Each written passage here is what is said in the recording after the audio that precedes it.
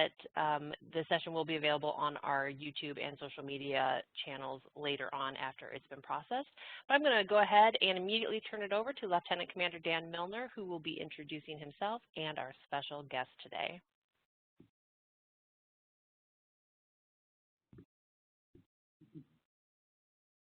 Thanks, Joanna. Can you hear me okay? Yes, we can. All right. Welcome, everybody. I'd just like to start by, so I'll introduce myself. I'm Lieutenant Commander Dan Milner. I'm a physician by trade, and my role here is I'm the Canadian Forces Liaison Officer for out-of-country postings for Canadian military and their families to the United States. Before we begin, I just want to say some of the people we have here today. So we have Canadian Armed Forces members from both NORAD and from Canadian CDLS Washington staff.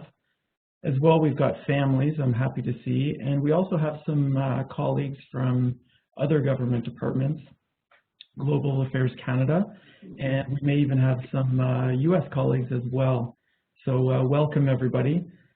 I've had the pleasure of listening to our guest speaker talk on several occasions, and I really do think in this day of lots of video teleconferences and maybe a little bit of fatigue, this one will be worth it, and this one will make it all better.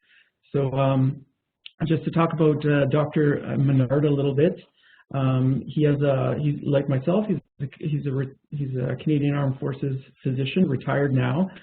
He's got a specialty in sports medicine, and he's done a lot of work with strengthening the forces, the Canadian Forces, and with injury prevention. Dr. Menard actually still acts as he works for the Canadian Armed Forces Surgeon General as a special advisor, and most notably, I think, he worked with the Canadian Olympic teams and many other elite athletes. Sorry, even more notably, he practices what he preaches, and he's also an athlete himself. But he's highly respected in the field of sports medicine, obviously, and we're very lucky and fortunate to have him here today. As I mentioned, I've heard Dr. Menard speak before on several occasions.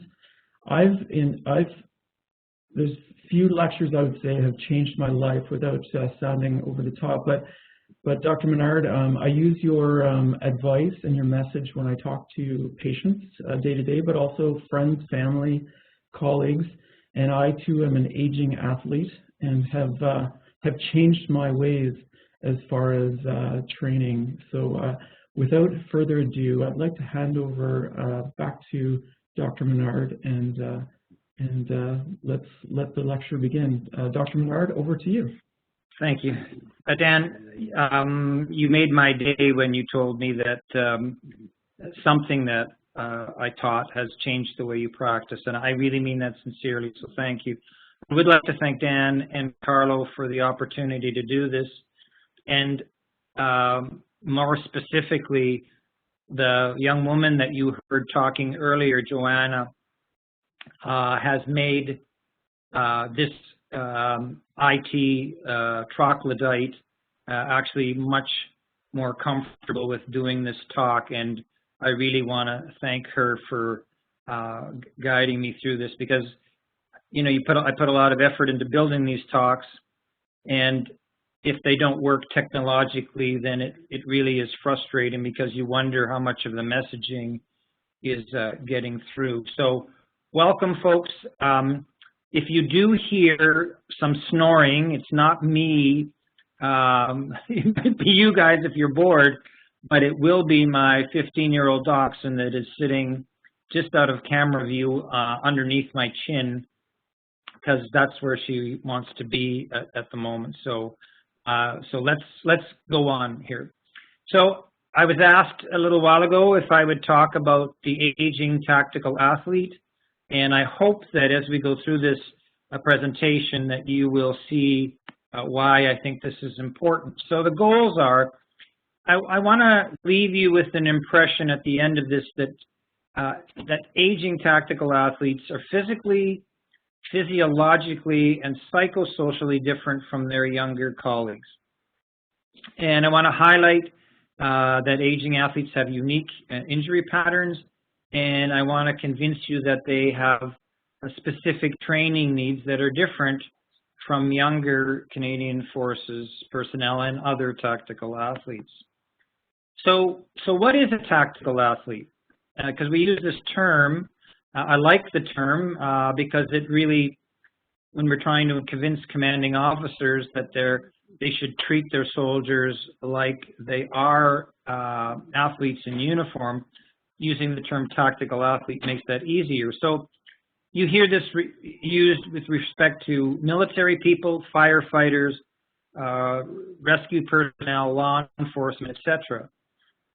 And all of these careers have unique occupational demands that require different skill sets and different fitness things like strength and speed, endurance, certain skills in terms of weapons handling, etc., etc.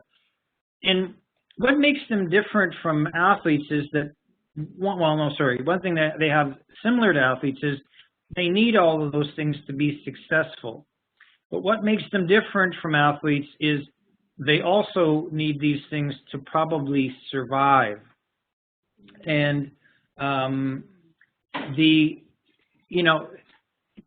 when an athlete doesn't win a gold medal at the Olympics, there are tears because they've worked so hard for this, but they're still alive and well. Where the soldier that you see on the screen right now, if he can't get out of the way of people that are firing at him quickly enough, or jump over a wall for cover, he may not survive this sortie that he's on.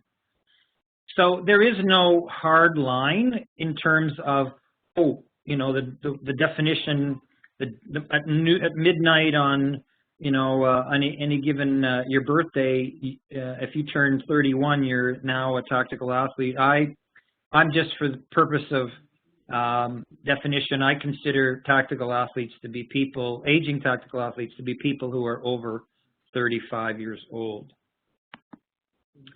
So, why talk about this? Like, how is this relevant? Like, this got to be a small problem. And you go, whoa. 77% of the Canadian Forces right now is over the age of 30. 37% are over the age of 40, and 12% are over the age of 50. And in fact, the statistics, I'm not sure if this is going to, in fact, when you look at those statistics, we have 14% more personnel who are over the age of 40 than we have personnel who are under the age of 30. Like, that is a real eye-opener in terms of, my contention is that we need to pay, if you're talking about percentage of people, we need to pay more attention to the aging tactical athletes than we do the younger military or tactical athletes, because we have more of them than we have these younger folks. Oops, I'm going to go back, folks, because we can't use animation, and this just didn't quite get changed, but that's fine. So the other part of this is, in terms of why it's important, is the militaries of the world are downsizing. Can't afford to pay the salaries, etc., and the equipment for people. And the Canadian Forces has extended service out to the age of 60. And they actually are actively looking at extending the age of service beyond the age of 60, which I'm not so sure is a good idea. I'm 66. I don't think it's a great idea, but this is, I'm not one of the guys making that decisions. The recruit school, we are getting recruits who are in their 50s trying to join the Canadian Forces. And the oldest recruit that we have seen in Saint-Jean was 57 years old. So by the time you train them through basic training and stuff, they could be 58, and then they've only got 2 years of service left. And then the other thing that I'm hoping that you will see as we do this talk is that older soldiers are different than younger soldiers, and we need to understand that. And, well, first of all, recognize it and then understand it. So why talk about them again? Keeping this unique group of people fit is really important. One of the reasons is that careers are at risk. You see this young woman who is doing a chin-up. She's got to be able to meet the universality of service criteria, or her career may be in jeopardy. So as she gets older, that becomes more difficult. Operational readiness is really important. That's the whole reason the Canadian Forces exists, is to be operationally ready. And if we have an older population that is actually working in the Canadian Armed Forces, it'll be more challenging to stay operationally ready. Mission failure. We cannot afford mission failure on the things that we do.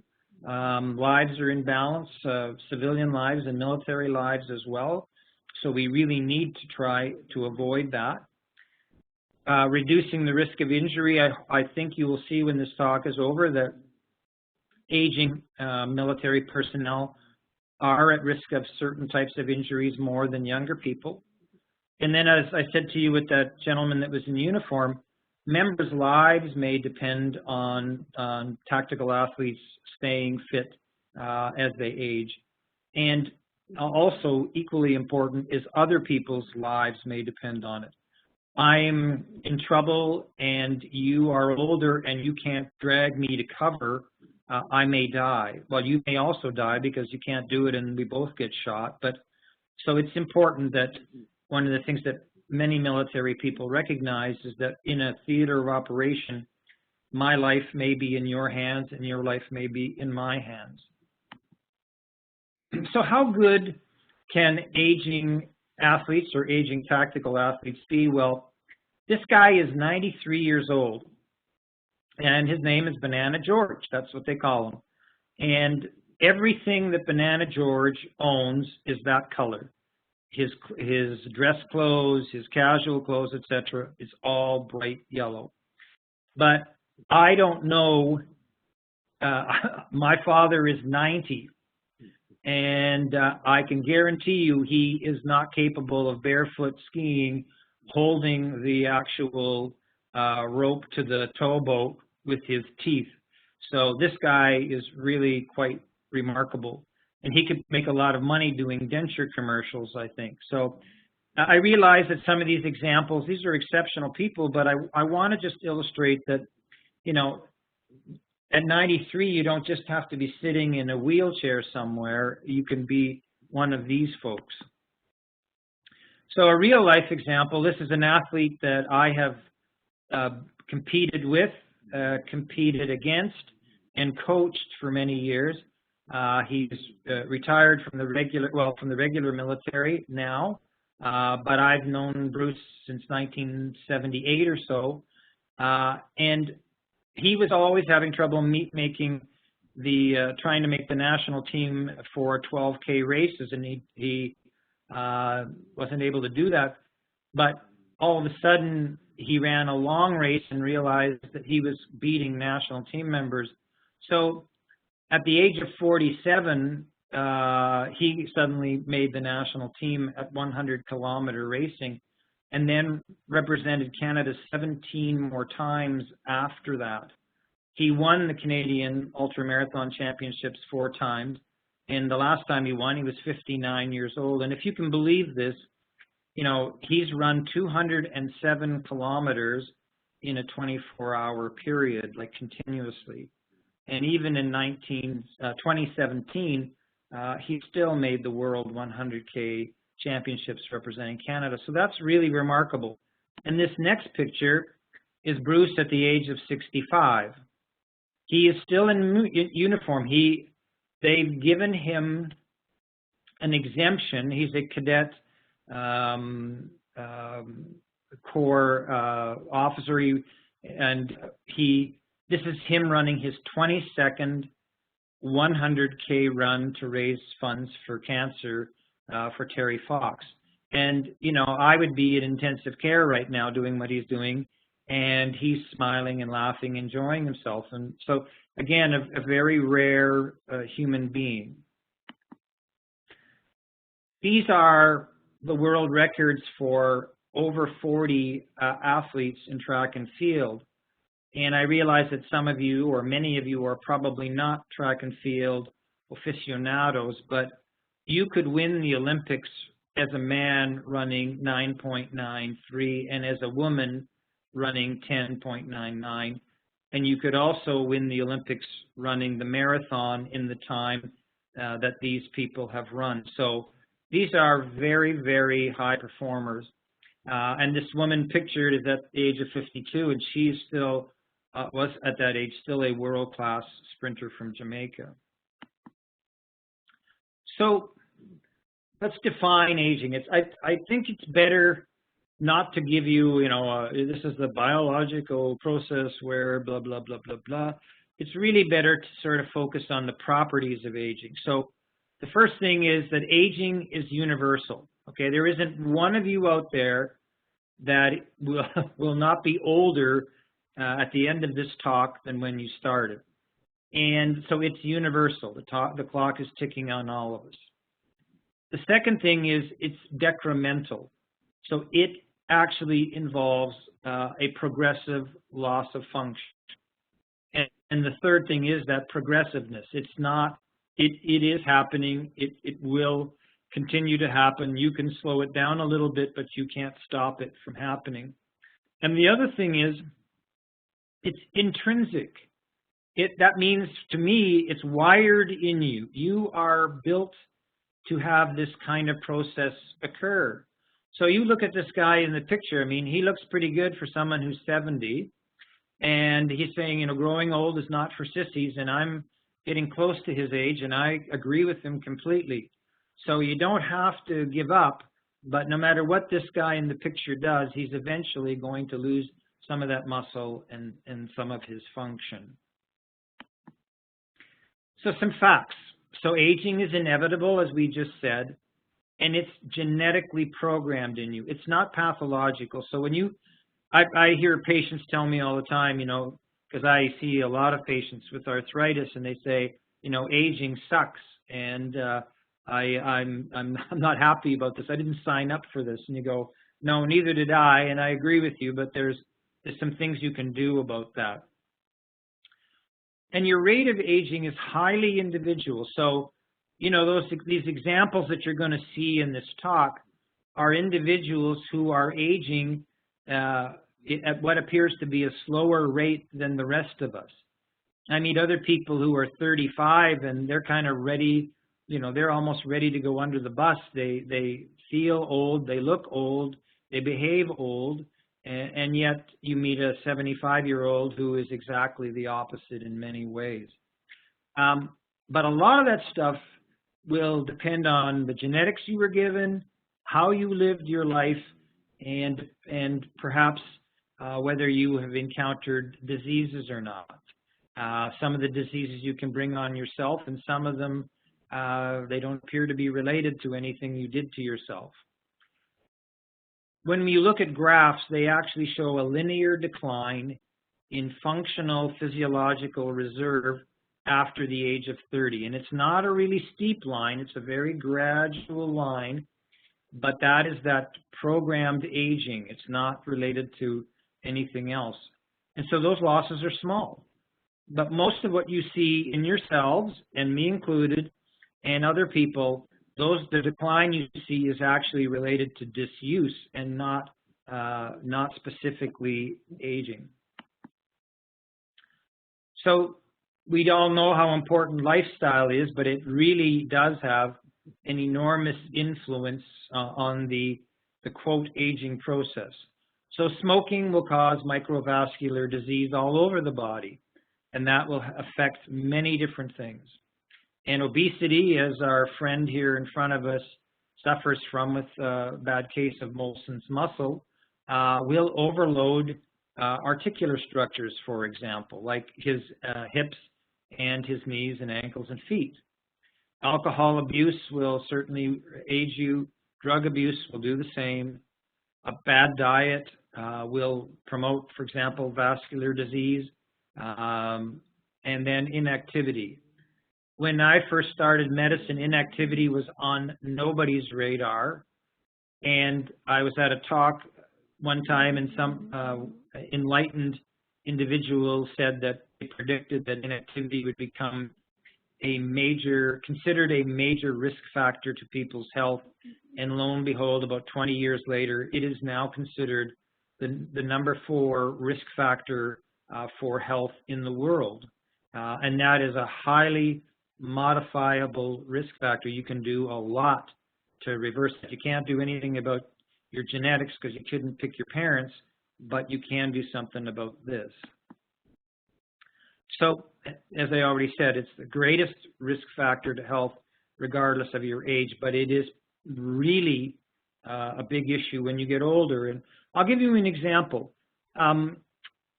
Fracturing your hip when you are older. So let's say you're 75 years old, you fracture your hip. 50% of the people who fracture their hip at that age will be dead in a year. And it just shows, because they are slowed down, they can't do the activity that they need to do to maintain their health. And that, I believe, is a major factor in why that statistic exists. So aging or disuse. So in the average person, like all of us, the majority of those physiological losses that we talk about and we attribute to aging are actually because we are less active. And the body is governed by this amazingly consistent principle called the use it or lose it principle. So if you use your biceps a lot, you may not have biceps like Arnold here because he was genetically gifted, but you certainly will have bigger biceps. And if you don't use them, then you're going to be left with biceps like I have, and that's not necessarily a good thing. And this is true of every single system that you have in your body. So that's very important that you understand that there's this disuse is a gigantic thing. And when we talk about COVID-19, one of my colleagues, Lucie Laferriere, pointed out to me that the research shows that when you're looking at these things, 1/3 of Canadians are less fit and have put on weight during the pandemic. And that is also true of the people who have maintained their regular exercise program during the pandemic. And they're going, well, what is going on? And what is going on is that because you no longer are going to work, and you don't work, I don't think that you work from home, okay? My attitude is that we are all stuck living at work. And that takes away all kinds of things. I don't have to walk out to the car to warm it up and scrape it off. I don't have to park my car and then walk to work. I don't have to walk around to visit colleagues and and go to the bathroom. And then I don't have to walk back to the car, and et cetera. So just that tiny bit of regular movement in your day is what's making the difference between us putting weight on and us not. And they estimate that the average person who is living at work is now about 75 or doing 75 more minutes of sitting a day than they would otherwise. So this is creating this disuse phenomenon that we were talking about. So you really do, at every age, need to move to remain healthy, at every age. So here's another example of an aging superhuman. So King Kazu, he's 53. He is the oldest human being on the planet to play professional soccer, and he has played professional soccer for 34 years, and he is actually still playing professional soccer in Japan.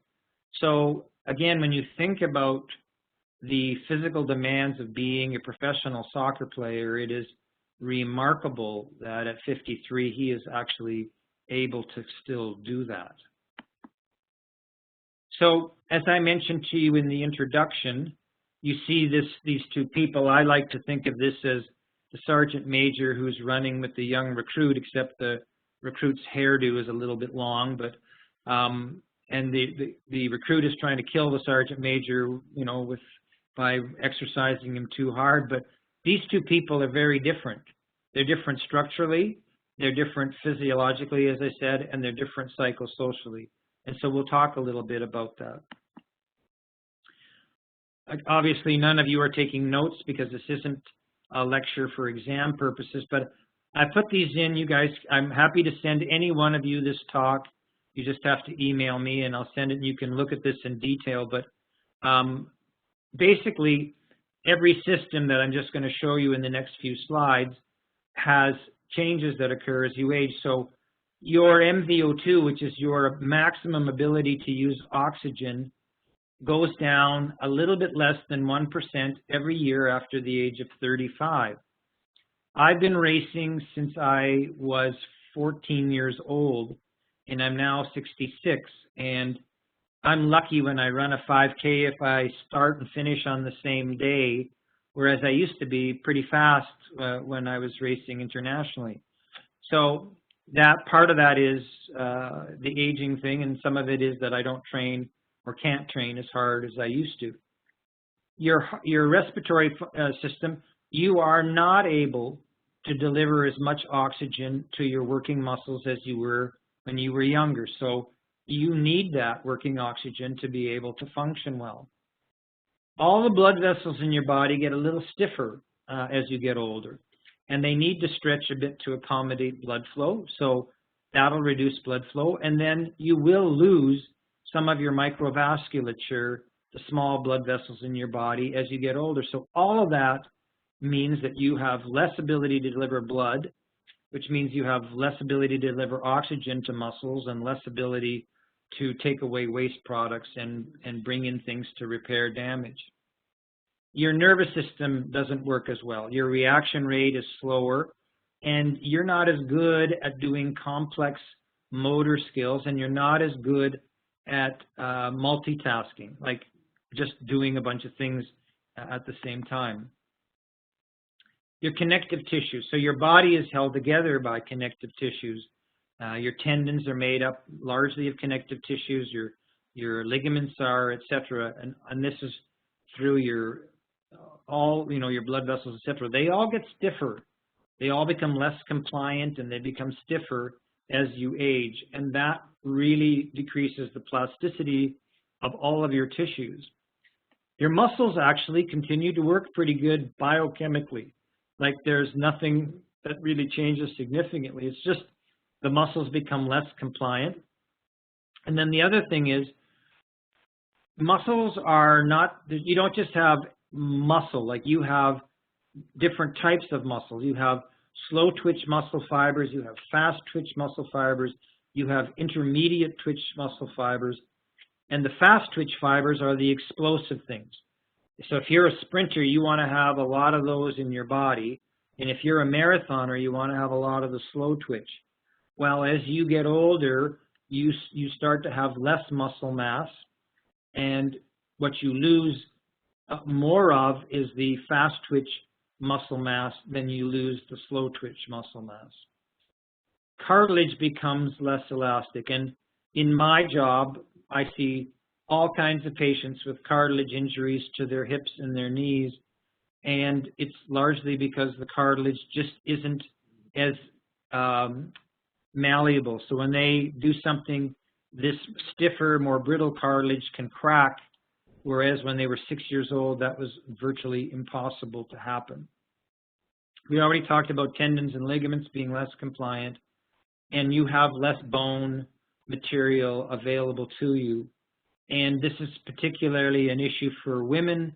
We kind of lose the same amount of bony tissue, men and women, as we age, but once you hit menopause, women actually accelerate and lose more of this. So maintaining a healthy bone is very important for women if they want to maintain their independence, and you can do that, or you can help with that by being physically active.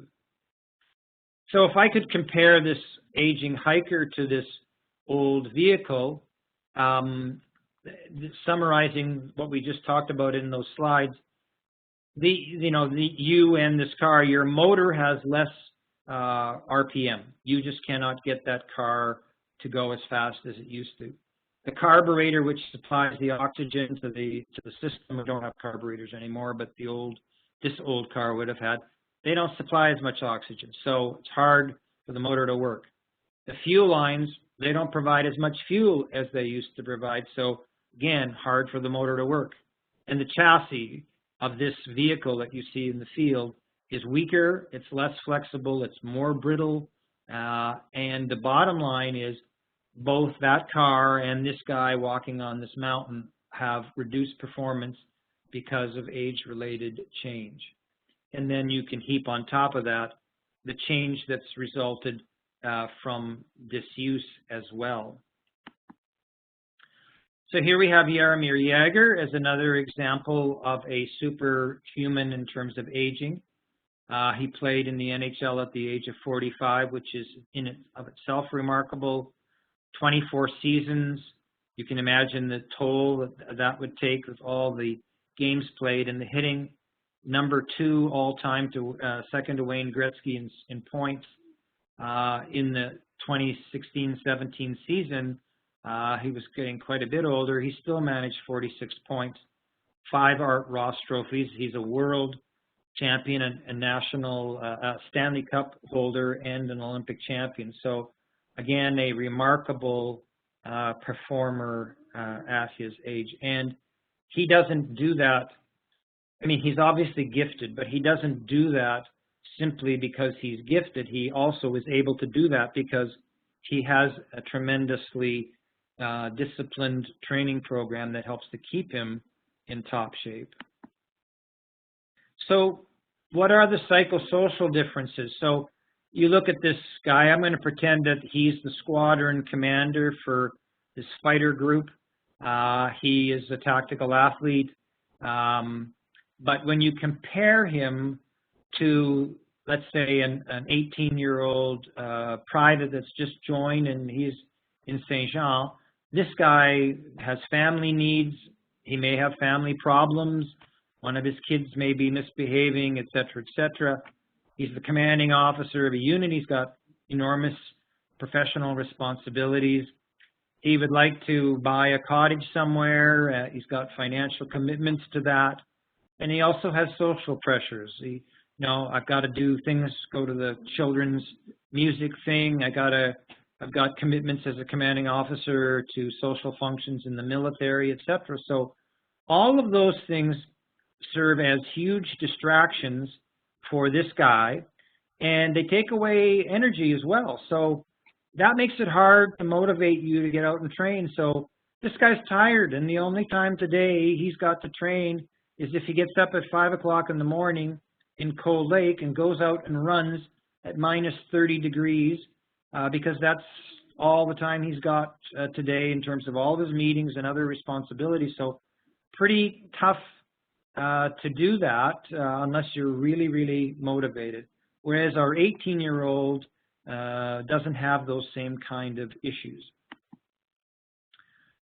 These guys, aging tactical athletes, have different injury patterns. So they have old injuries coming back to haunt them. I certainly do.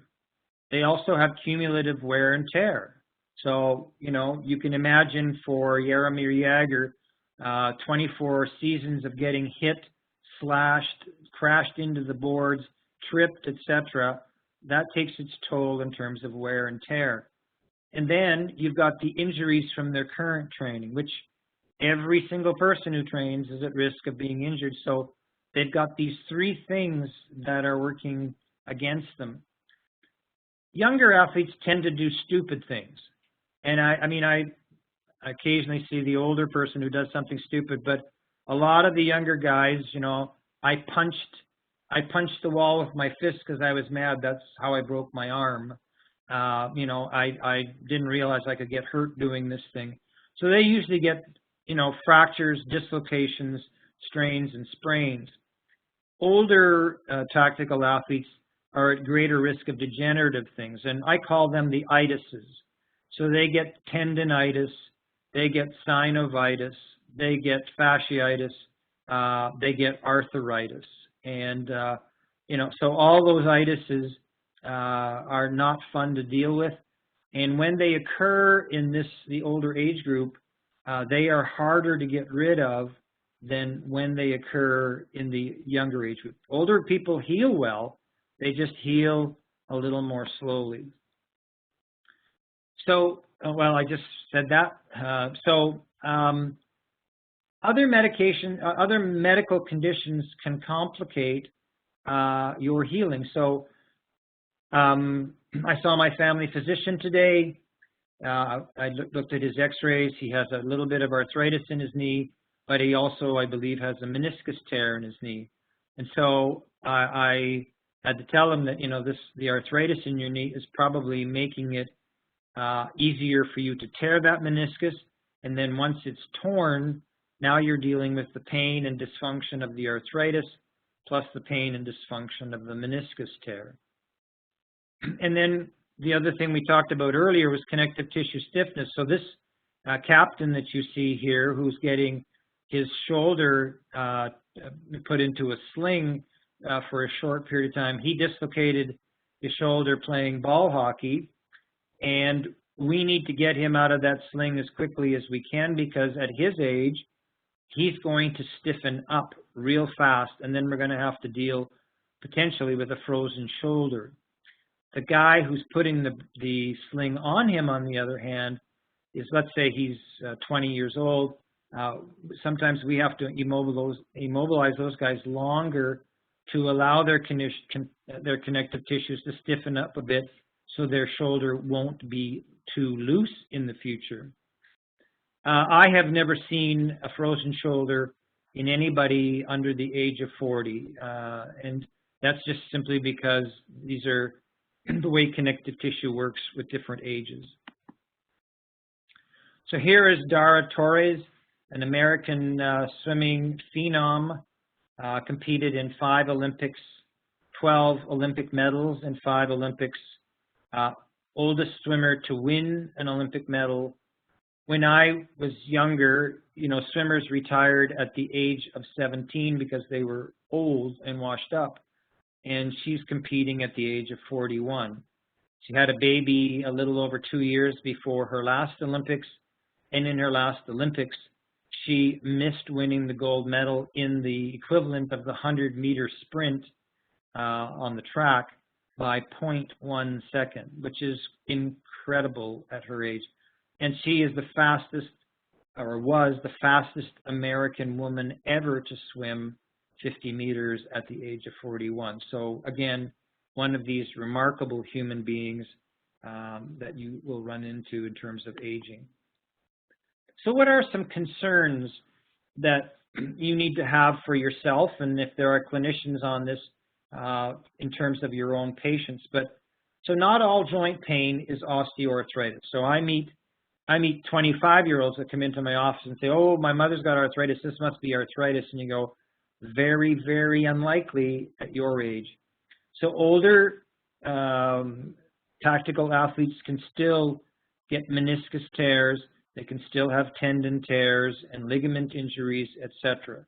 And if you just attribute everything to osteoarthritis, you're delaying your own treatment, and you may be delaying your patient's treatments. These people deserve to be treated seriously. Some of them are very serious about their wanting to remain in the Canadian Forces. Some of them are very serious about what they want to accomplish athletically. And you need to sort of take an assessment of that. And some of them will have very unrealistic goals that they have. Like, I'm 50 years old and I want to make the Olympic team in the 100 meters. That would be 1 in 100 billion chance of that. So they need a different goal set. Many of them will have bucket lists. I want to do the Nijmegen March before I retire. I want to be able to pass the force test and make the the highest standard that there is for this test. I had a patient in a number of years ago who was 67, And his bucket list thing was he wanted to climb to the base camp of Mount Everest, which, okay, at 67, I think that's doable. But when I asked him some questions, I said, well, what have you been doing? Well, so when is this? He said, in 6 weeks. And I said, wow. And then I said, well, what have you been doing? He said, well, I've been walking 20 minutes a day. I live in Russell, Ontario, and I can tell you that if you can find a hill in Russell, Ontario, I will give you $1,000 cash. Like there, you could fire an arrow down the road and it will continue going to infinity because there just aren't hills. So you got a guy who's 67, walks 20 minutes a day, and he wants to hike up to 18,000 some feet without any preparation. So I told him that he could probably do this, but he needs about 2 years of preparation. You can imagine how happy he was when he heard that. Instant results. So, I haven't done anything physically in, 20 years, and I just suddenly decide that I want to run a half marathon. But I want to reverse all of that in the first 2 workouts that I do. That's not going to happen. Even Superman here in front of us is not going to be able to do that.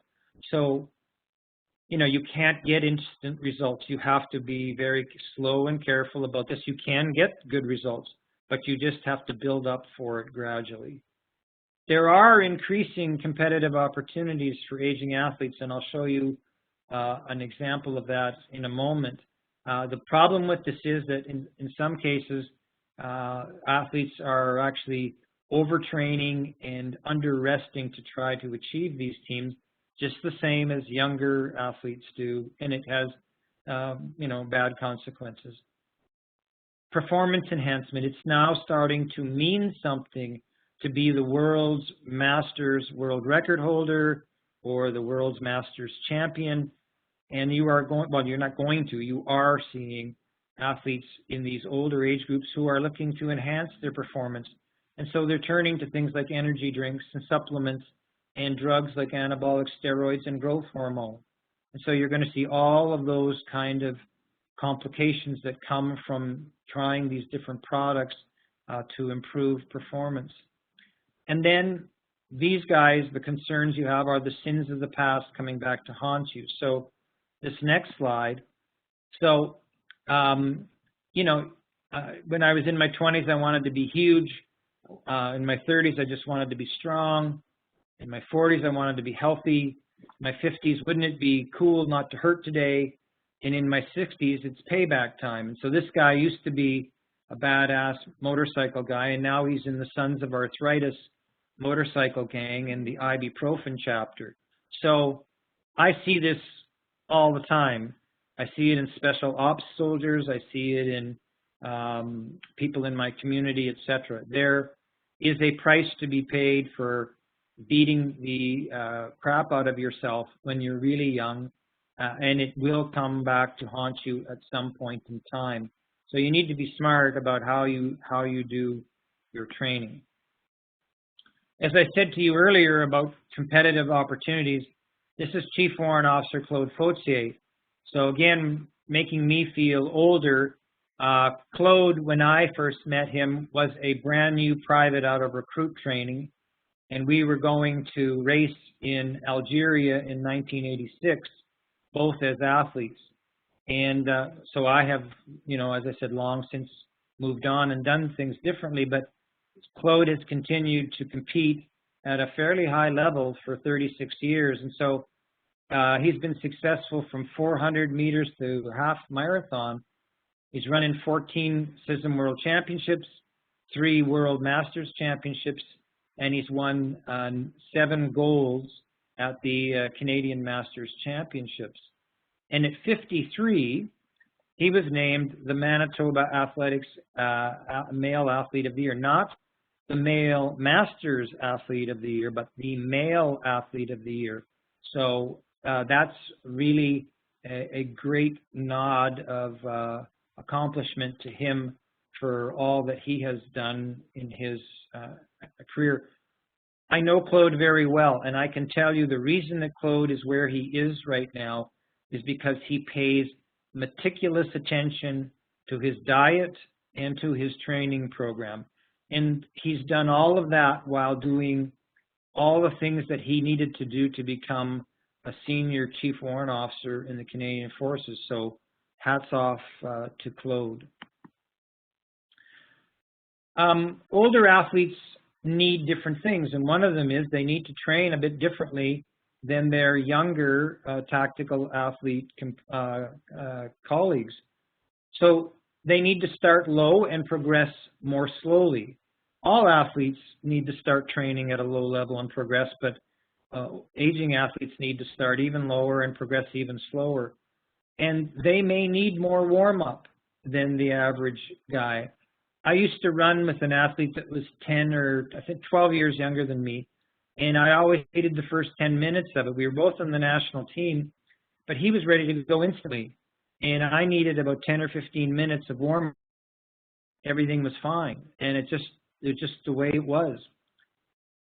You need to train consistently if you're going to actually make gains and keep those gains as an aging athlete, and cross-training is essential. So at my age, I cannot run every day. I run, I race walk, I walk, I cycle, and I do calisthenics. And other people have different programs, but you can't run every single day or you will be injured a lot. You also need to focus on training your core and training your upper and lower body in terms of strength training, because you're losing that muscle like we talked about before. And if you don't do something to maintain it, that use it or lose it principle, you will lose it, and it's hard to get back once it's lost. And every aging athlete is going to need a little bit more recovery time between hard workouts and competitions to actually be able to get back to work hard again. So, you know, you've got an older guy training with a bunch of young guys, and the young guys are ready to go in 2 days, and the older guys still beat up. So you might have to say, well, the younger guys, you can go hard today, but George, you have to take another day of recovery before you do this. And if you don't recognize that, George is going to be injured a lot more often than he should be. So as the point on this is that aging bodies are less forgiving when you make training errors, and that's absolutely true. Older athletes may need to reinvent themselves, okay? So you may see somebody who is in your unit who just loves to be a runner, but they've got some problems with their feet or their knees or whatever, but they still demand to be a runner, and you're going, you need to reinvent yourself. You can still stay fit by swimming regularly or taking up bicycling or some other thing, but you meet many elite athletes who were badly injured doing something. Clary Hughes is an example of that, you know, from speed skating, and she actually did some cycling to rehab and then became a world-class cyclist on top of all of that. So most aging tactical athletes will need less high-impact activity. So less running on the road, less running on the sidewalk, use elliptical machines more, swimming pools, bicycles. There are places like Liquid Gym in Ottawa you can actually run on a treadmill in the water. There are anti-gravity treadmills, et cetera, et cetera. So there's lots of things you can do to stay fit, cross-country ski, et cetera. You may need to change your technique. I want to play baseball, but I can't throw overhead anymore because my rotator cuff doesn't work well. Well, throw underhand. This guy here, he's got problems with his knees. He's got some arthritis. He still loves to curl, so he's using this special stick to deliver in a standing up position. And I've had a couple of injuries I'm a curler, competitive curler, and I've had to use the stick a couple of times to deal with injuries. And it's wonderful because you still get to stay in the game. Get them to think about lowering their goals when they're reinventing themselves. Like, you know, it's not smart for you to you got this arthritis, don't run marathons anymore. Cut down to running 5 or 10 Ks. You'll be way happier and have far less problems. And as a last resort, have them change sports. But the most important thing is make sure that you encourage them to keep moving in some form or other. And in all the years I've practiced medicine, that exercise is medicine philosophy has never let me down. All of the patients that I've interacted with over time have said they feel way better when they have actually continued to keep moving. They do have increased recovery needs, and if you don't recognize this as a leader of a group when you're training soldiers, then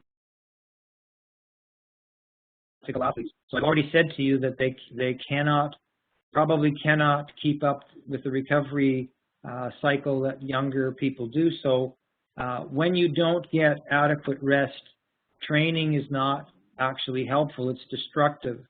So you have to, and every time you train, you break down tissue, and if you don't actually rebuild it and recover, then the damaged tissue starts to accumulate, and you actually eventually end up with an injury. So it doesn't make sense to train aging tactical athletes with younger athletes unless you're very aware of this difference. And you've got to be really skilled to be able to juggle the recovery needs of your older athletes with your younger athletes. So be very aware of that. But this is something that you cannot change. They will need more recovery. So the take-home messages that I have for you are, pardon me, I'm just going to take a little fluid. So aging is highly individual. I showed you some pictures and some stories of some amazing individuals who are clearly aging slower than the average person is. But it's unavoidable. No matter how good you are, all these people will eventually not be able to do what they're doing. Most of the changes that you see and attribute to people aging are actually due to disuse and not due to the aging process. And as I said to you, some people are just unbelievable, and they're capable of incredible physical performances long into what you would consider to be older age. They're different structurally, they're different physiologically, they're different psychosocially, they got different pressures on them. They have different injury risks. And the training needs of aging athletes are very different from younger competitors, and they deserve to be considered and treated seriously. So how does this apply to the Canadian Forces? Well, aging has an enormous negative impact on all Canadian Forces assets, people and equipment. So when we buy new equipment, it looks great, etc., and it's functional and it's everything, and then eventually we sell it for scrap because it's worn out and beat up. Our personnel come in looking like this guy here with these two machine guns, and they often leave looking like this guy and the guy behind him with a knee problem because they've kind of worn out. And we have life cycle managers for equipment. You know, their entire job is to try to make our weapons last longer, our vehicles and our ships and our aircraft last longer. But we don't have life cycle managers for our most important and most valuable asset, which is our people. We just don't have them. So military personnel are often left entirely on their own. And I use the words to survive their career, you know, with considerable thought. Like, it's not like you're going through your career. Some of us, or some people, have to survive their career because, you know, there are lots of things that they experience that could have actually badly damaged them, and they're trying to survive that. This is critical. So you have that role, whether you're in the military or not.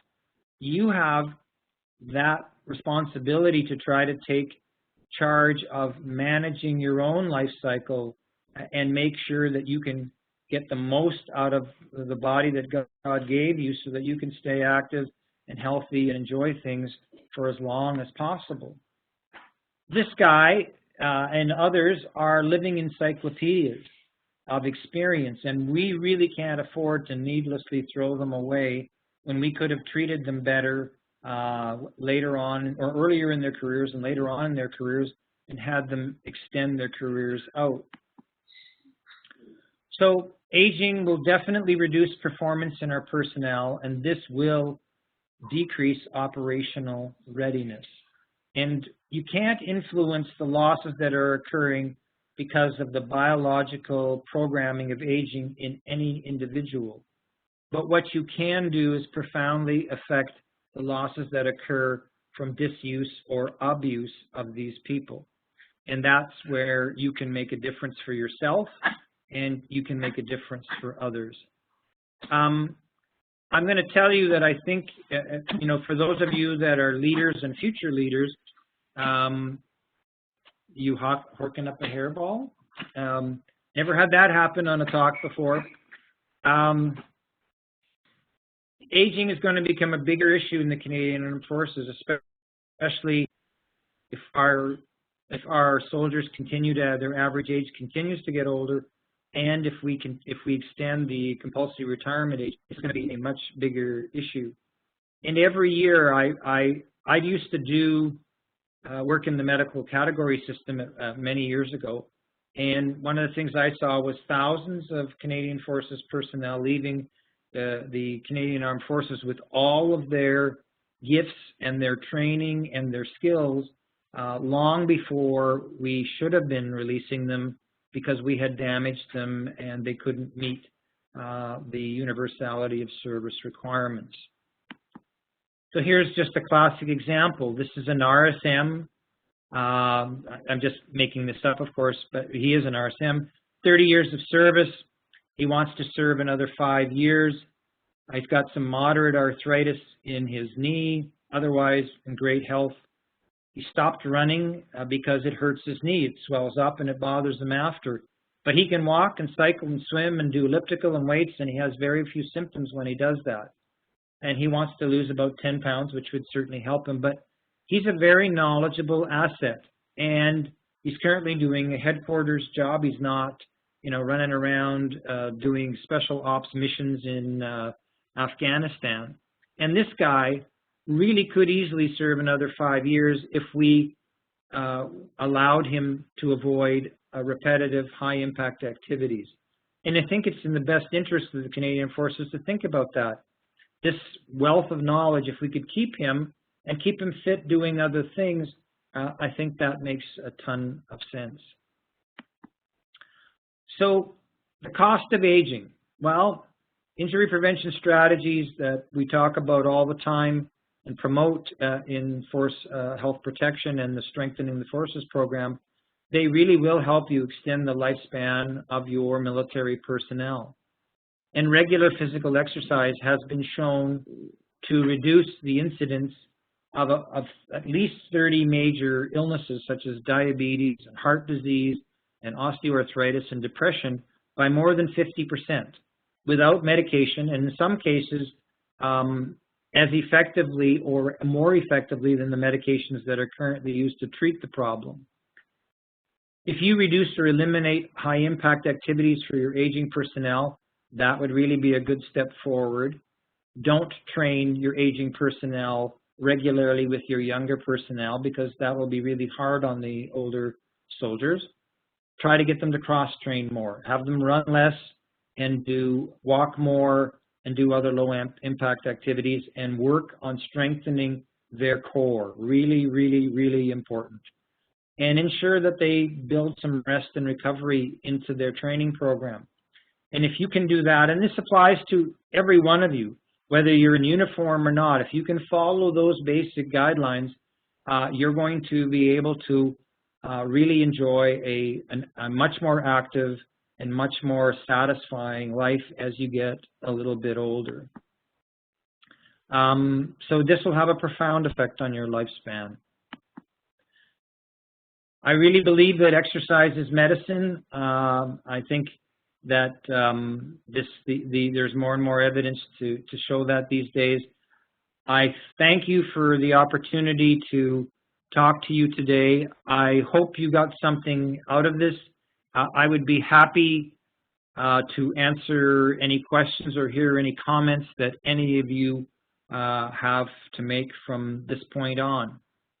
Over to you, Joanna. Yeah, Dr. Menard, we do have a couple of questions that came in through the chat. So the first one is, if I can find it, here we go. How does one's sex factor into the aging tactical athlete? And by you follow that. So that's an important question, and so there really isn't. There are a number of, obviously there are differences between the two sexes, so that's goes without saying. There are some differences, particularly, for example, in bone health, when you're talking about, as I said to you earlier, for women and men, they lose a certain amount of bone till the woman starts to go through menopause, and then when they start to go through menopause, the hormonal changes that occur with that actually really accelerate the rate at which women lose bone. The second thing about this is, the reality is that on average, males are bigger than females. And I mean, that's just the way we are designed.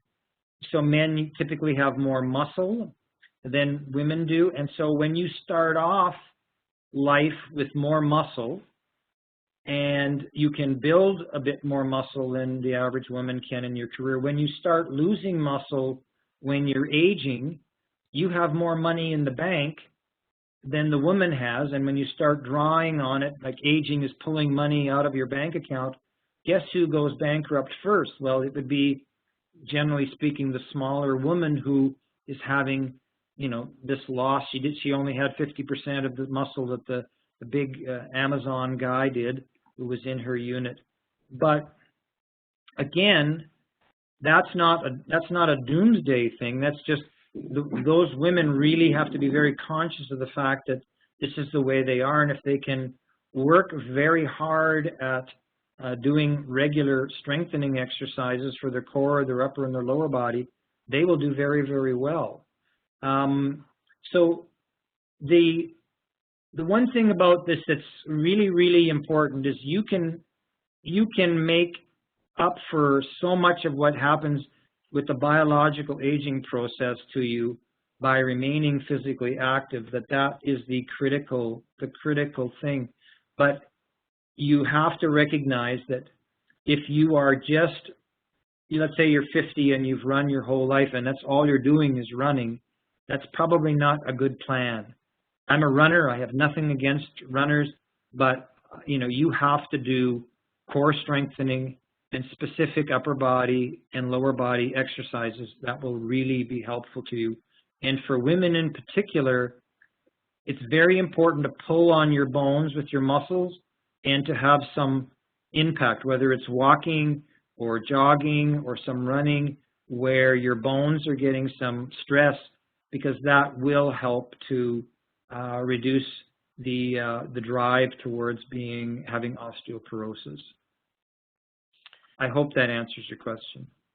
Excellent. Another question is, do you have any thoughts on the importance of pliability?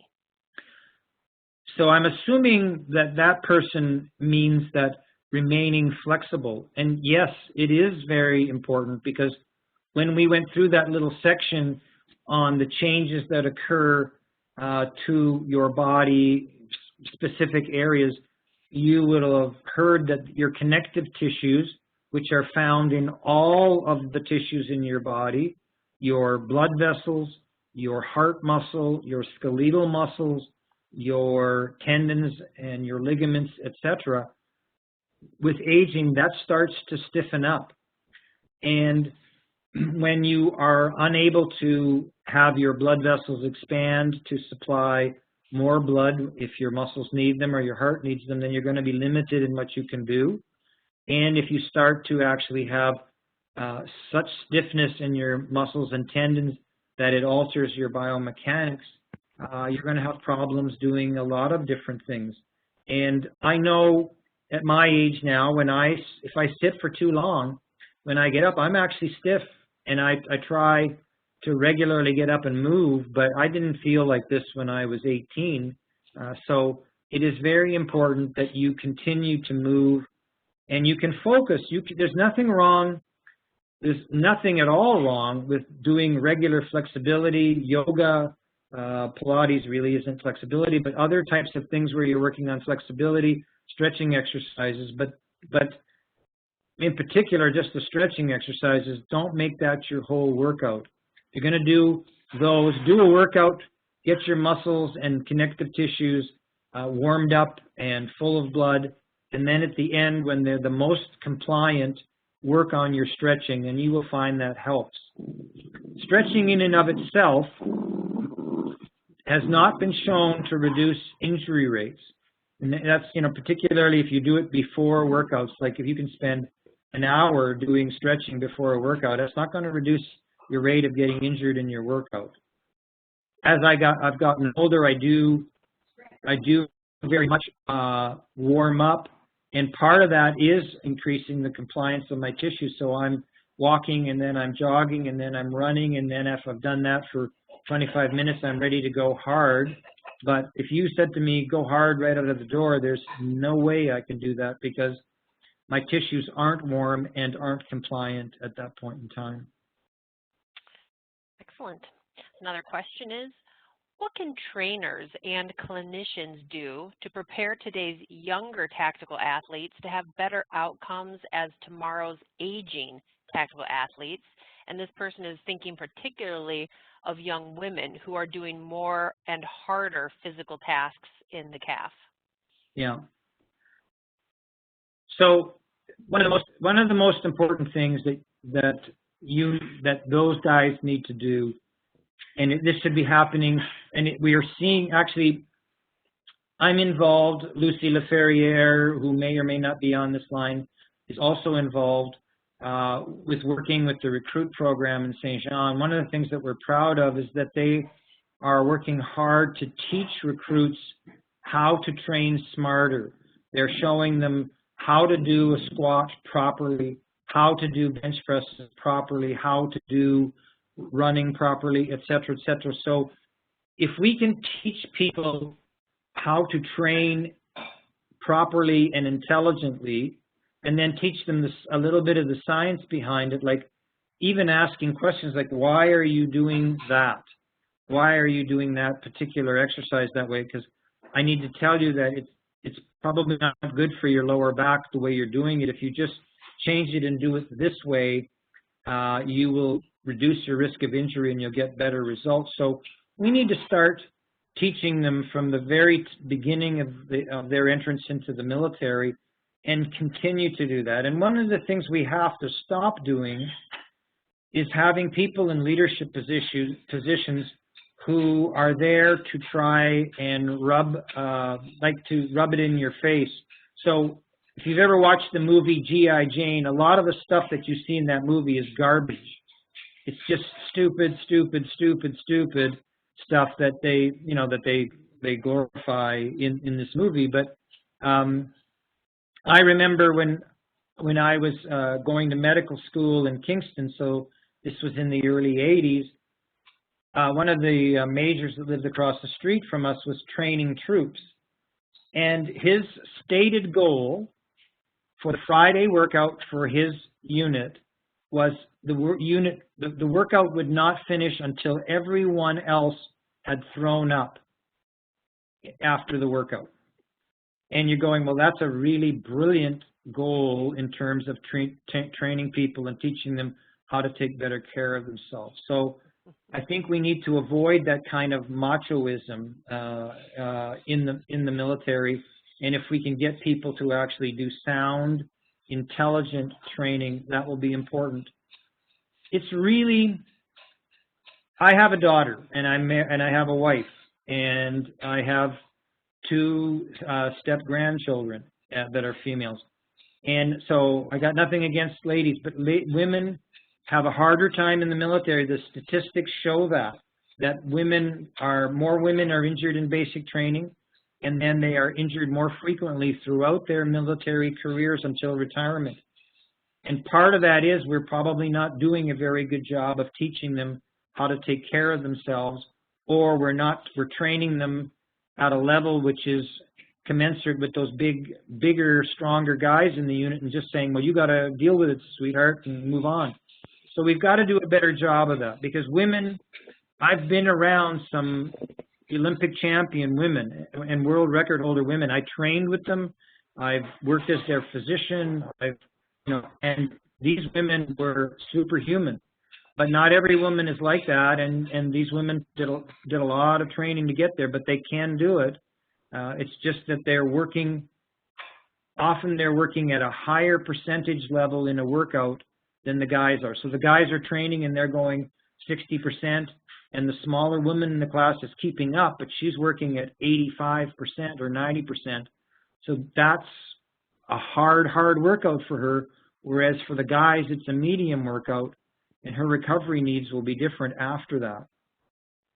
I hope that made sense. Yeah, those are good points. This one's a two-part question, but similar. Do you have recommendations for time since before eating, so before eating or after eating, to do a workout?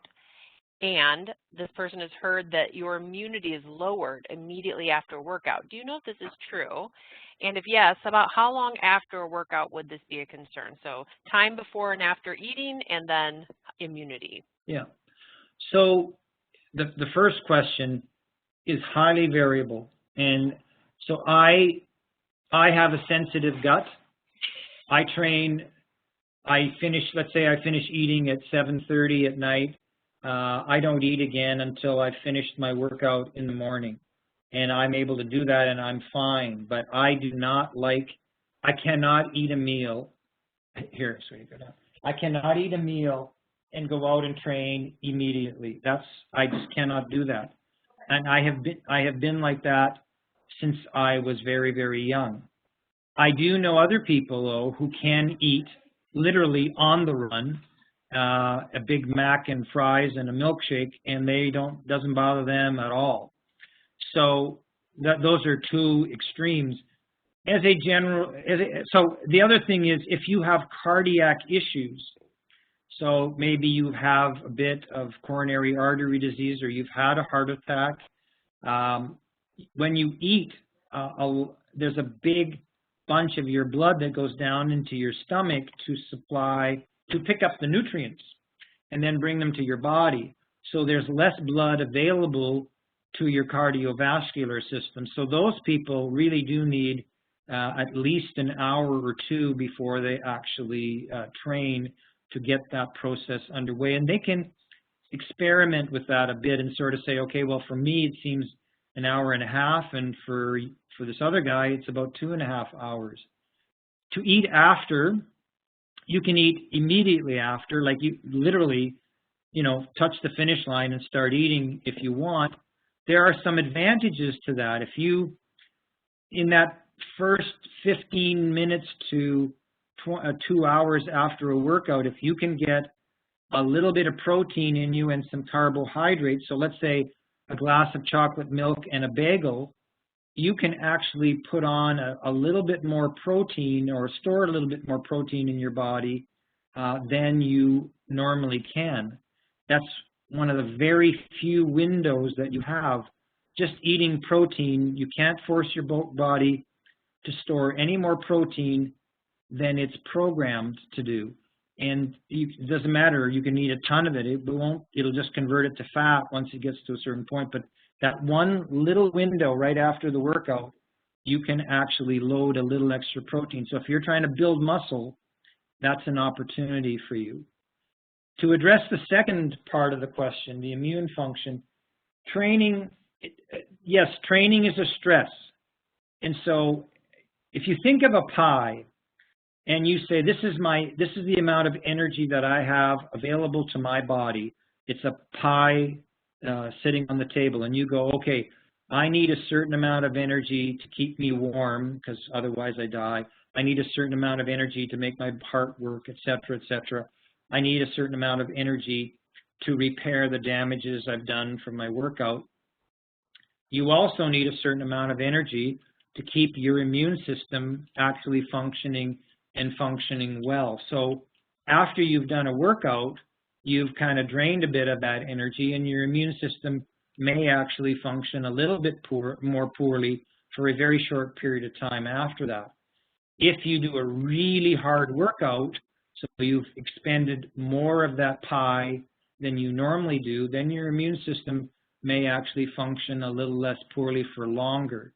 And you will see athletes who, if they continue to persist in training too hard, too often, and not giving themselves a chance to recover, they will actually, because of dampening their immune function, they will actually get sick.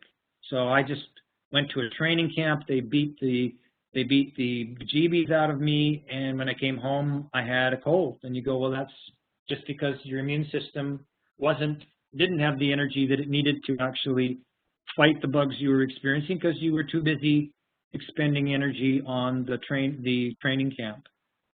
So I hope that answers the question. Thank you. So this is a great question. What can we do in order to promote faster recovery after a good workout as we get older? Great question. Yeah. So number one, you do need to actually eat and so when I hear recovery, I hear rehydrate, reload in terms of energy, rest, and rehab. So you need to rehydrate after your workouts completely, like you can't be running around dehydrated. You need to actually replace the things that you've damaged. So every workout that you do damages tissue. One of the reasons that you're a bit sore after a workout is you've done some damage to muscles and tendons. So the only way you can repair that is to have proteins that are put into there. So you actually have to eat the stuff that provides that.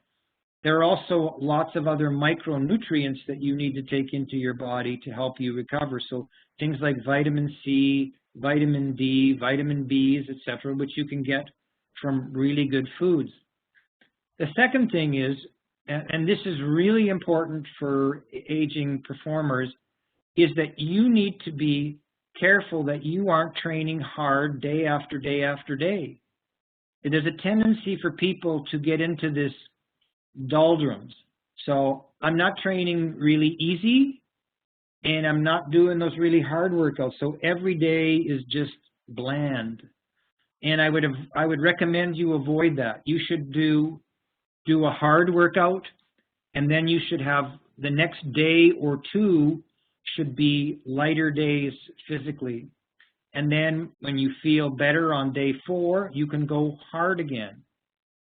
And you need to vary up what you're doing. Cross-training is an excellent way of helping you to continue to exercise, but facilitating recovery. So I went running today, or yes, for example, for me, I ran yesterday. I race walked 30 minutes, ran 40 minutes. Today, I cross-trained and just did a bike. So, and core strengthening, etc. But no pounding on my joints, on my back, etc. So that really does help with recovery. So tomorrow, I would assume, all things going well, I'd probably ready to be able to do something a little harder. But for me, I find now at 66 that I just can't go hard, easy, hard, easy. I actually often go hard, easy, easy, hard. And you can fight that if you want, but you ain't going to win because your body will be telling you in no uncertain terms that I am not ready to do this. And you'll be way happier if you respect this. This is something I found very hard to learn because I tended to go hard, hard, hard, hard. And that was not getting me anywhere. And I wish when I was younger, I had somebody coaching me who knew more about this, and I could have avoided some of that stuff. Excellent. Just a few more questions. Do you still have the time? Yes. Okay, I just want to be honoring of your time. All right, so this is a two-part question, but it's the two parts fit together. So what are the special considerations for aging CAF members who are in a very sedentary work position? How do you motivate these members who don't need to be fit to do their job, but still need to achieve the universality of service requirements?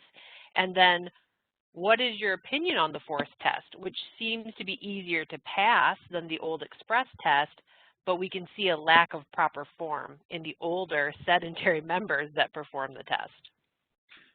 Okay, so let's go with number one first.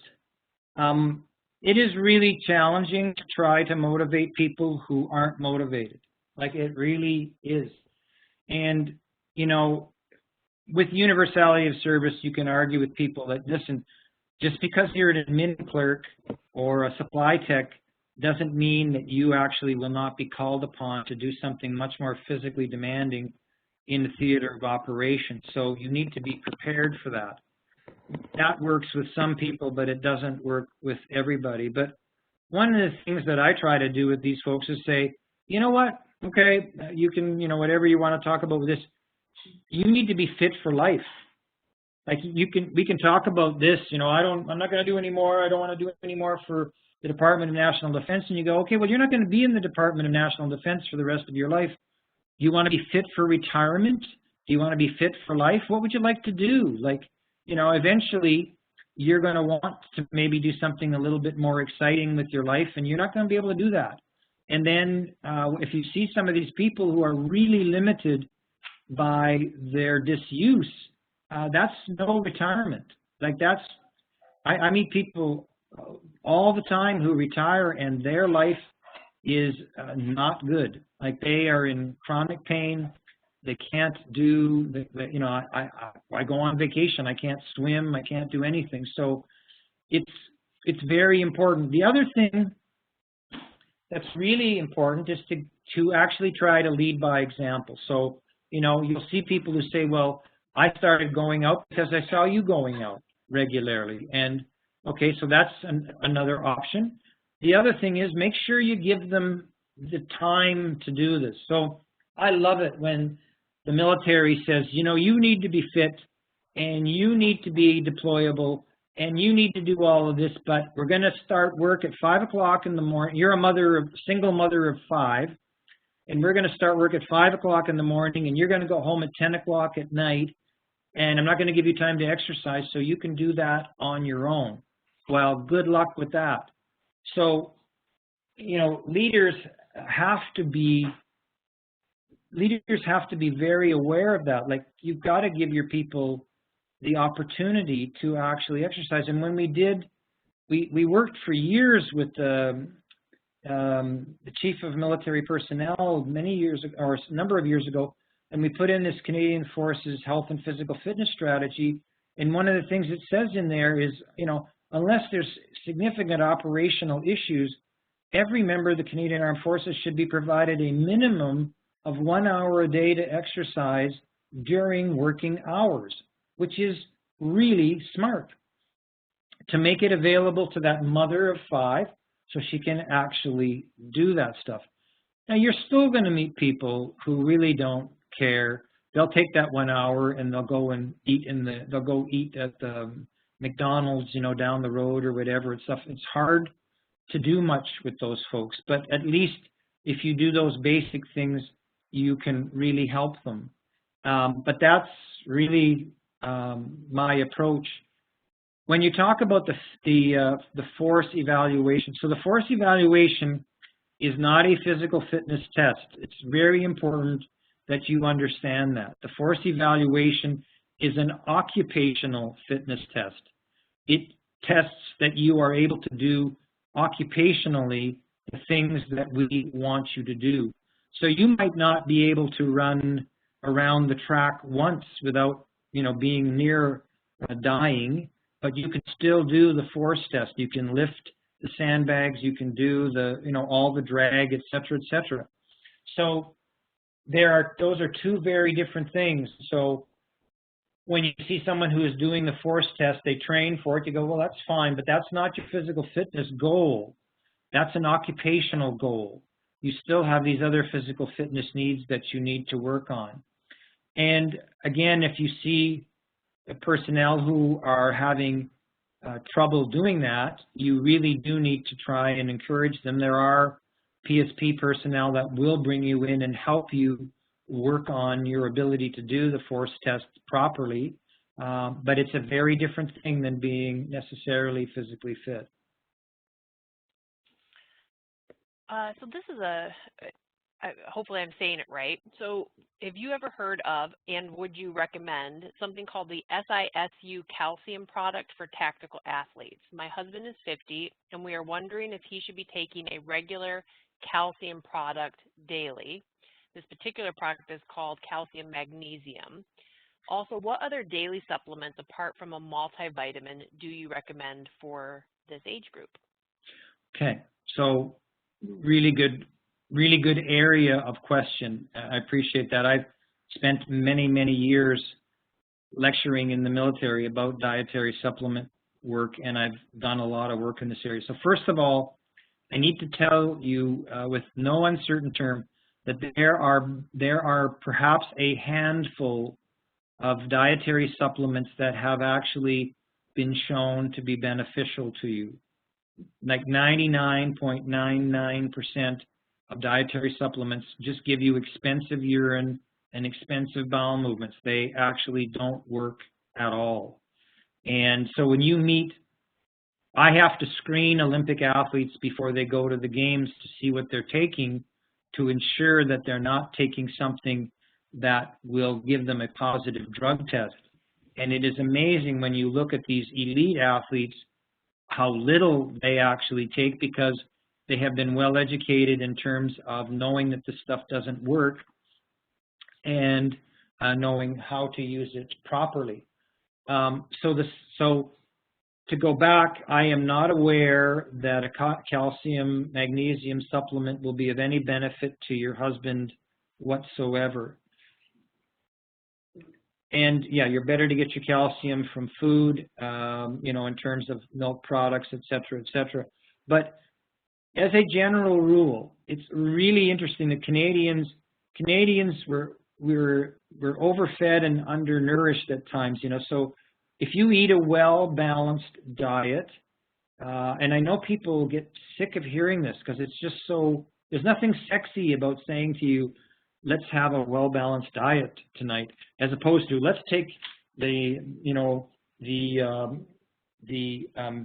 Mongolian man juice with XXX, you know, secret formula, et cetera, et cetera, et cetera, and you go, wow, that really sounds cool, you know, and you're going, yeah, it sounds really cool, but it probably isn't. And many of these products actually contain things that are potentially harmful to you and your husband, where, and I'm not joking, like there is virtually no regulation of these products in terms of what they contain. So some of them say, well, there's a product for a number of years ago that was on the market that said this is a non-anabolic steroid product that you take, and it was methyl testosterone was the product. It was called MT something or other. And methyl testosterone is an anabolic steroid. And so the reason you were putting muscle on is you were using an anabolic steroid, and it wasn't the protein that was in the thing, it was the steroid that was actually making this happen. So you can get into a lot of trouble with dietary supplements. So I really, there are no shortcuts that come from dietary supplements. If there were, believe me, the Canadian Olympic team athletes would be on these products like white on rice, you know. They would be all over, but they just isn't. So my best advice to you is stay away from that stuff, train smart, eat a well-balanced diet, make sure you're getting your hydration in. You can take some vitamin D, especially in the wintertime when you're not getting as much sunshine as you might normally get on your skin. But if you're in somewhere like, this is an outcan talk, so some of you are getting lots of sunshine, you probably don't need it. But that would be my best advice. Awesome. Yeah, that's good to know. What are your thoughts on the balance between strength training and cardio as we age? When I was younger, I found myself doing a lot more strength training with low reps and heavy weight, but I'm now shifting more towards cardio exercises with greater reps, less weight. Any ideas and insights would be appreciated. And this is from a D&D civilian. So my son is a special ops operator, and he instructs people nationally now. And when he was younger, he did exactly what the person that asked the question was doing. Lots of slow, heavy weights, which actually made him bulky, like powerful, but bulky. And what he discovered as he was working as an operator was that wasn't working for him.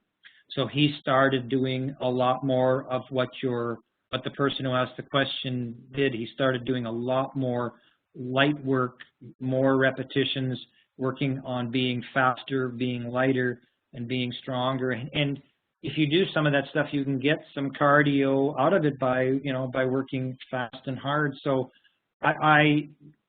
when you see these big metal monsters walking around the street, and their shirt is just about stretched to its limits in terms of their pecs and their biceps, that's not healthy at all. And what you got to understand, it's really important. One of the number one predictors of your body, your hips, and your knees wearing out is how much you weigh. Okay, and your body doesn't go, oh, I weigh 280 pounds of muscle.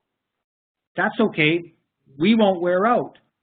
Your body is going, I don't give a darn if you weigh 10 pounds and you wear 270 pounds of clothes, or you're 280 pounds of fat, or you're 280 pounds of muscle. Carrying around 280 pounds of muscle is really hard on your articular structures in your body. So, and it's not that functional. So if you can keep your weight down, like you're doing the type of stuff that you're doing, that is a really good balance. And it is really important. So I did the opposite of what the question person did. I spent most of my life doing aerobic activity because I was competing and not enough strength training. And unfortunately, I recognized that too late in terms of helping me to be able to perform better. But I can tell you right now, I know from life experience and from working with athletes that you need that balance of both cardiovascular, doesn't matter whether it's elliptical, spin biking, swimming, running, walking, race walking, cross-country skiing or whatever, and core strengthening and upper body strengthening. That is a very smart balance. So keep up what you're doing. I like that everything you're saying, it really does come back to balance. Balance in what you're eating, balance in what you're doing physically. So that's excellent points that you're making. We are down to the last two questions. So this next one is more of a practical, somewhat philosophical question, just looking for your thoughts, which is, what do you think of modifying the U of S standards for physical performance for the tactical aging athlete in the calf who may be teetering on release, and the loss of institutional memory that imposes on the institution? In my experience, exceptions for individuals are noticed by colleagues, and unfortunately, through more human nature than fault, other members of the group become cynical about the standard applying to all. Do you have any thoughts about how to address the dissemination of messaging to CAF members writ large to counter this narrative of special treatment for some, which is obviously of tremendous benefit to the institution, through preservation of institutional memory? It's quite a question, but did you capture the thought behind it? I've got it entirely. It's a very important question, and it comes to the center of this talk today is the organization.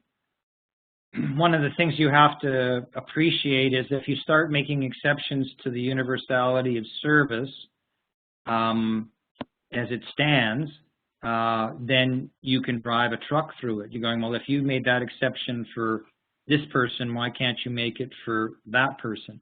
And so they have to come up the organization has to come up with a, from an administrative point of view, from a legal point of view, etc., a stance on this that allows them to defend their decisions on these things. I think it's important to remember that I do think that it is important that every member who is continuing to serve needs to be able to serve as a universal soldier. But that doesn't mean, so that guy I showed you at the end, the 50-year-old sergeant major, he can still run. It bothers his knee to run.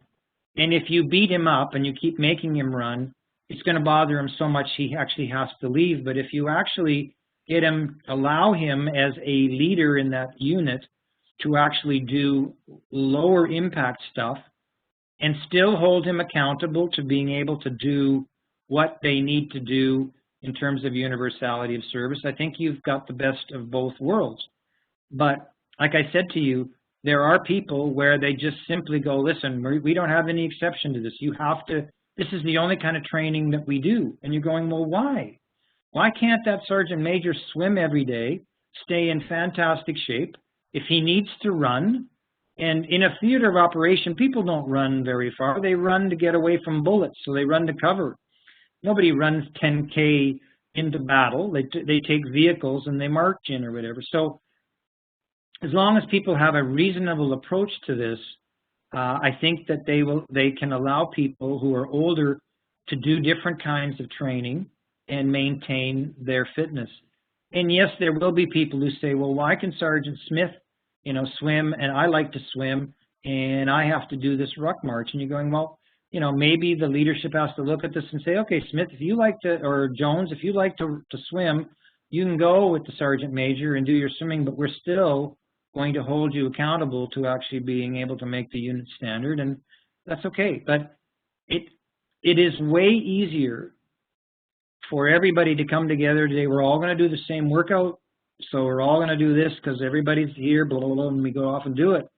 And it's much more difficult to say, well, Janet will do this, and Fred will do that, and Bob will do this, and Darrell will do that.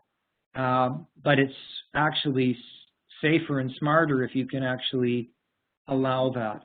And I think that's something that we really have to think about, because like the person asked the question, we really do need to keep those people if we can, because we can't afford some of these people. Like it cost millions of dollars to train me, millions. And you get rid of me because I've got a slightly sore knee. That doesn't make any sense at all. It's like throwing, you got a little flat tire on a CF 18 and you're throwing it in the scrap heap because we don't think we should replace the tire. You're going, that doesn't make any sense at all. Yeah, excellent point. All right, well, this is your final question of the day. You've given us so much time, really appreciate it. Lieutenant Commander Milner, when he's done with this final question, if you want to come on and finish it up, that would be great. So the final question is, how can you tell if you are working and training too hard physically? What is the answer other than the rest of feeling of just being physically spent, meaning you're not injured, but you're just out of gas? So when do you know too much is too much other than being injured? So that is a fantastic question. Thank you for whoever asked it. And you know what? I'm going to tell you something, because I actually have tremendous interest in overtraining and overtraining syndrome. I've studied it for years, and I've done a number of talks to other physicians and other audiences on this. And to date, the research on this, they have looked at everything. They have taken blood work from people on every conceivable thing, your red blood cell count, your blood sugars, your hemoglobin A1C, and on and on and on and on, inflammatory factors and everything. And none of those things work to predict that you are working too hard. And what they have found, and I know this, again, there's nothing sexy or scientific or really, really cool about this. What they found is at training camps, this is particularly important, is simply asking the athlete, how do you feel? And if the athlete says, I don't feel real sharp today, then they don't work hard today. And the other athlete says, I feel great. Well, you're going to get a hard workout today, but Darrell needs to rest. And honest to God, they do these little questionnaires where they sort of every day at these training camps, they have something like 3 or 4 questions, you know, how did you sleep last night? Have you lost any body weight? And what would you describe your energy level today on a scale of 0 to 10, 0 being no energy and 10 being, you know, I'm a Tigger, you know, in Winnie the Pooh.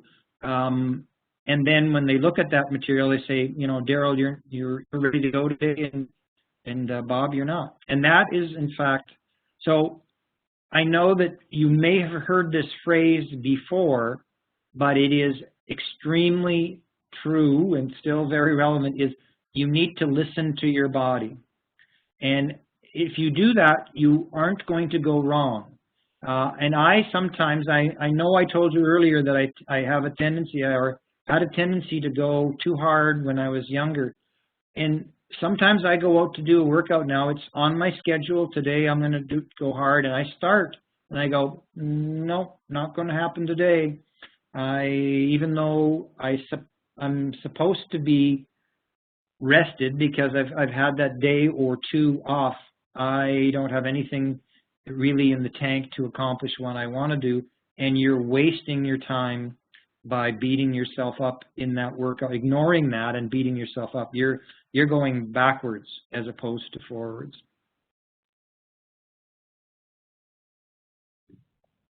Oh, one other thing. I'm sorry. One other thing that you can do, and that is you can get a little glimpse of where you are by looking at your resting heart rate. So when you first wake up in the morning, if you keep a little piece of little chart beside your bed or whatever, take your heart rate and you say, okay, I've looked at my heart rate for the last few months, and you know, I'm typically 54 seconds a minute when I wake up.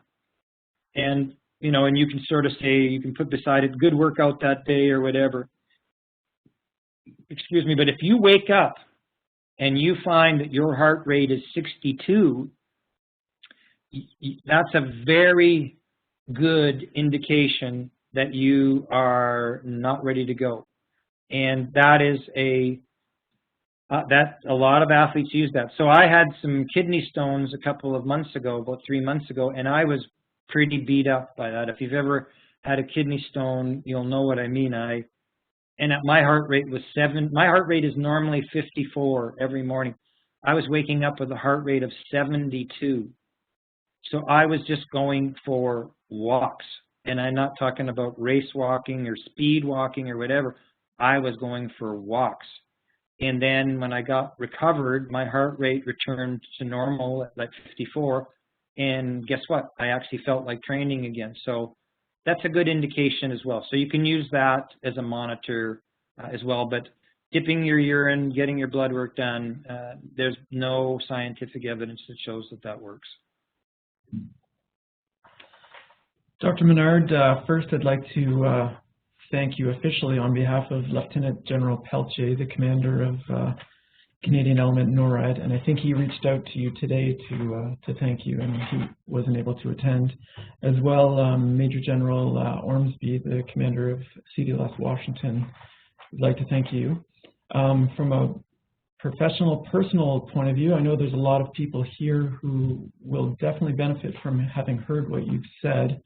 I'd ask them to keep that information throughout their lives, but pass it on to colleagues, co-workers, family members who aren't able to get the message themselves, because we are changing this culture, both in the Canadian Armed Forces, but just in general.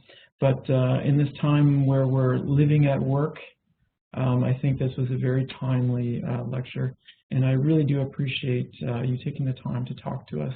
So thank you again personally on my behalf, Dr. Carlo Rossi, who's our Health Services Attaché, you know well, and everybody here who was able to attend. Thank you so much.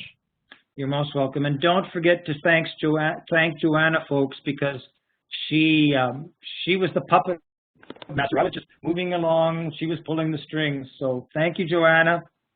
Yeah. You're very welcome. And MFS US wants to say our thanks as well. We appreciate having such a distinguished guest speaker today, and we appreciate our CDLS Washington medical staff for bringing in such an amazing speaker. So thank you all so much. Thanks, everybody. Bye, everybody.